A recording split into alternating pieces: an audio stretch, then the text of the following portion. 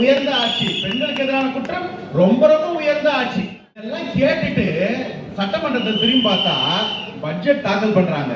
அங்க ஒரு பாப்பா, பவன் விழா பாப்பா தூங்கிட்டு இருக்குது. டேய் ஏச்சிரா, இன்னும் 2 மாசமாவது வேலை செய்யணும், எலெக்ஷன் வந்துருச்சு.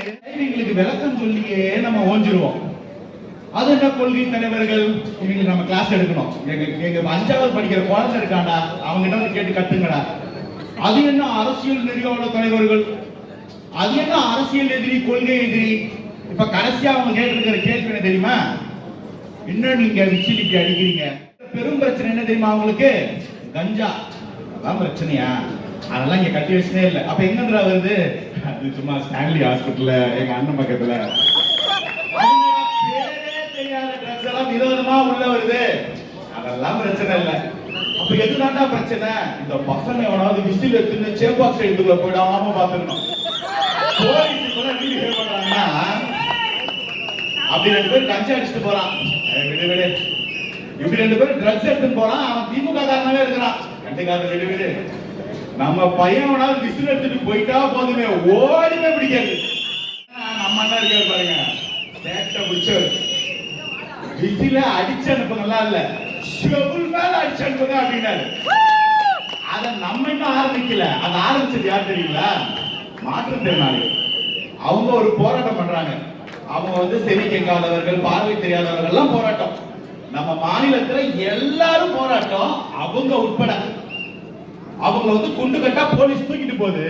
ஒரு அண்ணன் 2 கை 2 கால பிடிச்சு போலீஸ் தூக்குது. விசில் எடுத்து வச்சு காதுல ஒரு அடி. போலீஸ்காரி கை காலம் நடுங்க ஆரம்பிச்சிச்சு.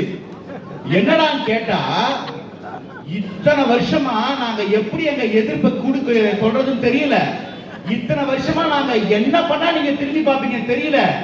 தமிழக வெற்றி கழகத்துக்கு விசில் சின்னம் கொடுத்தோன்னே தெரிஞ்சிருச்சு, இந்த ஒரு விசில் கையில இருந்தா போதும், ஆணவத்துக்கும் ஆதிக்கத்துக்கும் எதிரான சட்டமா இருக்கும். இது வெறும் மாற்றுத்திறனாளிகள் மட்டும் கிடையாது. சமீபத்தில் குரூப் 2 எக்ஸாம் ஒன்று வச்சாங்க. அது ஒரு 10 லட்சம் பேர் பிரிலிம்ஸ் எழுதுவோம், அதுல ஒரு 10,000 பேர் மெயின்ஸ் எழுத போவோம். அந்த 10,000 பேருக்கு ஹால் டிக்கெட் போடுறதுக்கு துப்பு கிடையாது இந்த அரசாங்கத்துல.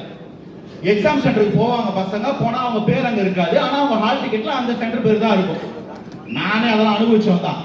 போயிட்டு எக்ஸாம் சென்டர்ல பார்த்தா பேர் இருக்காது. ஐயோ அண்ணா இங்க தானே போட்டிருக்கான், கொஞ்சம் பாருங்க கெஞ்சுவாங்க பசங்க. அப்போ இந்த வாட்டியும் அதே பிரச்சனை. நம்ம பசங்க போய் பார்த்தாங்க, என்ன இந்த சென்டர் இல்லையா? இல்ல கன்ஃபார்மா? கன்ஃபார்ம். கெஞ்சல கத்தல, நேரா போய் ரோட்ல உட்கார்ந்தானுங்க, விசில் அடித்தானுங்க, அச்சானுங்க. 5வது நிமிஷம் மீடியா வந்து நின்றது, 10வது நிமிஷம் அரசாங்கத்துக்கு பதில் வந்தது. தவிர்க்க முடியாத காரணத்தால் இந்த தேர்வு ரத்து பண்ணப்படுகிறது. ஒரு தேர்வு கண்டக்ட் பண்றதுக்கே துப்பு இல்லையே, உங்களுக்கு தேர்தல் ஒரு கேடான்னு கேக்குறேன். தொடர்ந்து வேற ஆட்சி அனுப்பாங்களாம். கால கொடுமையை யூடியூப் ஓபன் பண்ணீங்கன்னா தம்பி சொன்ன மாதிரி தாவேக்கா வீடியோ தான் வரும். ஒவ்வொரு வீடியோக்கு முன்னாடி இப்ப முதல்வர் வந்துடுறாரு, அட்வர்டைஸ்மெண்ட்.